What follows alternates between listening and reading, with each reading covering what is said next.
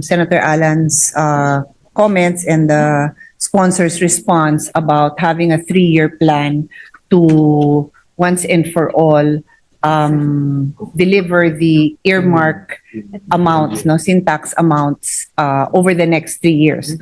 Ang sa akin naman, and I understand that our chairperson, Senator Sherwin Gatchalian, no one will question his ang kanyang kasipagan, his dedication, no, to come up with a good budget.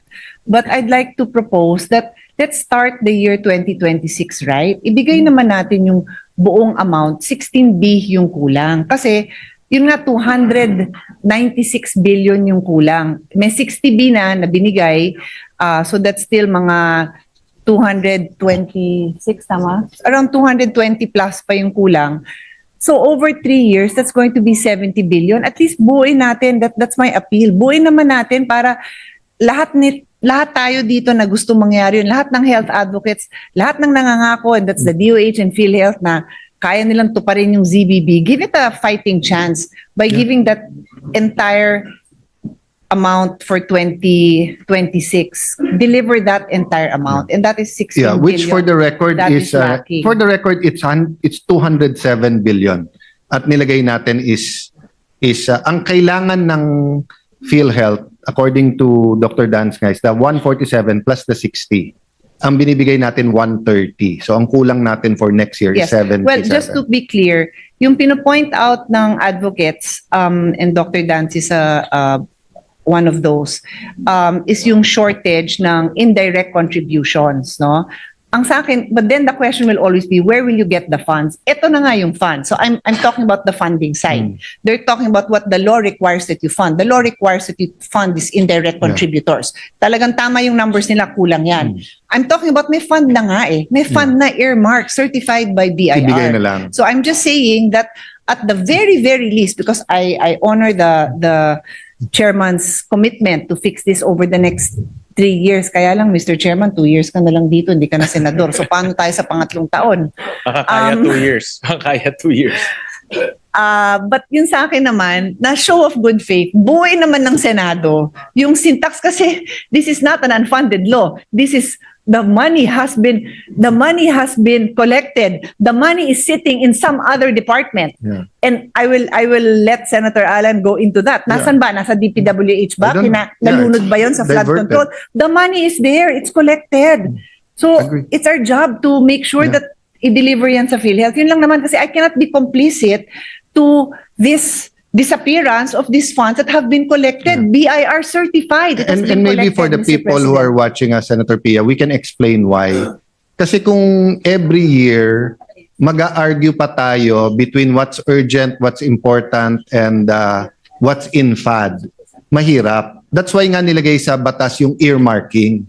Because we know, sundin nyo lang yung earmarking, magkakaroon ng sufficient fund because we know pag healthy ang citizenry, productive. Especially if you start sa primary health. Pero kung hindi healthy ang citizenry, kahit anong gawa mo ng airport, tourism, kahit, di ba, that's why nga EDCOM goes into stunting eh. Dahil nga, hindi lang naman yung tinuturo mo. Kamusta ang physical, emotional, mental na kalagayan ng bata pagpasok sa school. So, well taken yung interjection, but yun nga, yung sa akin naman ang point of view ko simple lang, no? How much ang kailangan talaga ng PhilHealth to be able to deliver the no billing? Kasi ang dami ng stress ng Pinoy eh. And yun nga, di ba, I sorry kung sino mismo nagsabi nito, but we'll follow kung sino yung quote. Di ba yung sinasabing hanggang sa upper middle class eh, you're one illness away from poverty. At talagang hindi mo malalaman kung saan kukunin mga ito, no? So, Mr. President, mga vulnerable sectors. I might forget lang, no? Because nga yung I'm speaking actually, Senator Joel and I are speaking for the whole 9-person minority. I haven't been in touch with Senator Bato, but katulad ng Mindanao Railway, every hearing binabanggit niya eh. So I'm doing my part to express his wishes. Alam ko na expropriate na yata yung lupa niya dun. Yeah. If I'm not mistaken. Yung bahay na Bato, tatamaan ng ng bahay ni Bato, hindi bahay ng na Bato. bahay ni Bato tatamaan ng railway, which he gladly gave up for as long as matuloy yung project. So sa tanong naman ni Senator Robin, no, about I think some of the letters were sent to the subcommittee chairperson, Senator Pia.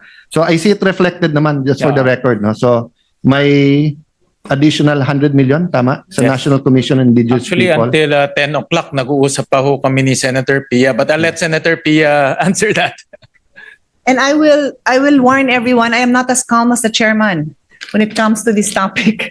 Because as I said during the defense of the budget, and I think all our colleagues can attest that in the 7 years that I've handled the budget, I follow our protocols. I'm very consistent.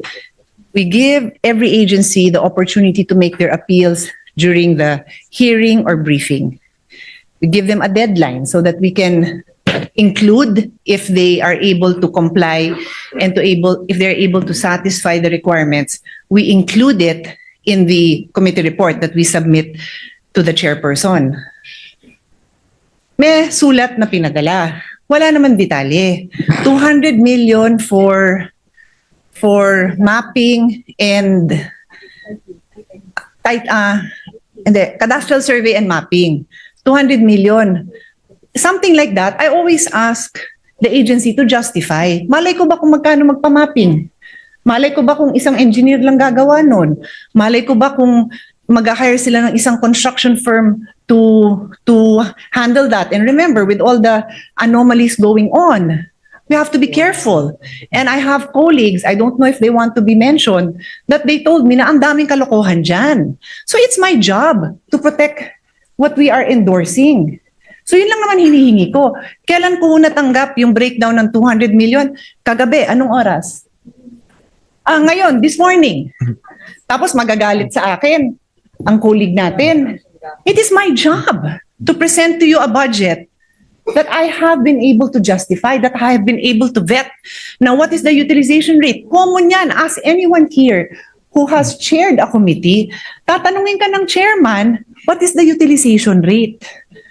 Yung budget nila last year, 9 million, 6 million.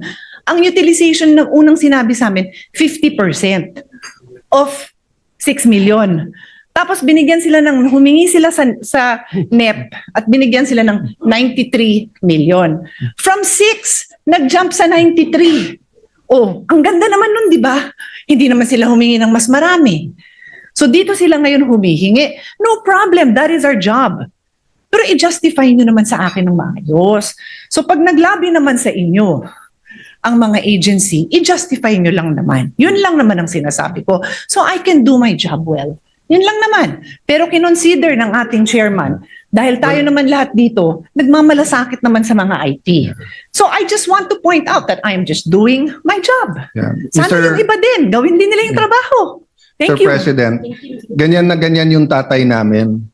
Na pag humingi kami ng pera, sesermonan ka na. Pero pag na-justify mo, ibibigay naman. So hindi ko na ididebate. I appreciate the work you're doing. At it's justified.